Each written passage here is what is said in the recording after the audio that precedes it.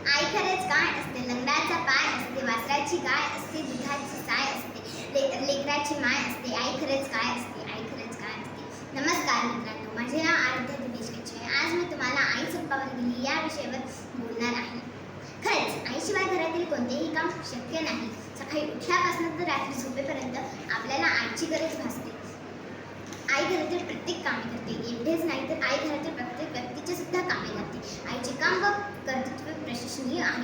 मी तर म्हणते, कुणाकडनं न बघता भरभरून मिळालं दान म्हणजे आई. भरभरून मिळालं दान म्हणजे आई.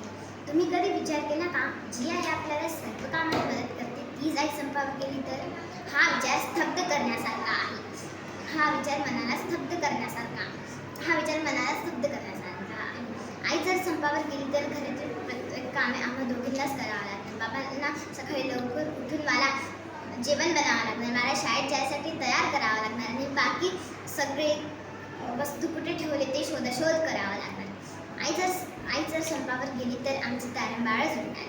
आई सर्व कामे प्रेमाने करते, छान छान पदार्थ खायला देते आणि माझे सर्व लाड पुरवते. शाळेतून घरी आल्यावर माझा अभ्यास घेते. आई असतो एक धागा, वातीला उजेड दावणारी समिती जागा. खरंच जे काम माझी आई करू शकते ते काम कोणीही नाही करू शकत. म्हणून तर म्हणतात, स्वामी तिन्ही जगाचा, आई विना भिकारी. म्हणून आजपासून मी ठरवलंय की मी माझ्या आईला कधीच त्रास नाही देणार, त्याला सर्व कामात मदत करणार आणि मी माझ्या आईला कधीच संपावर नाही जाणार. धन्यवाद.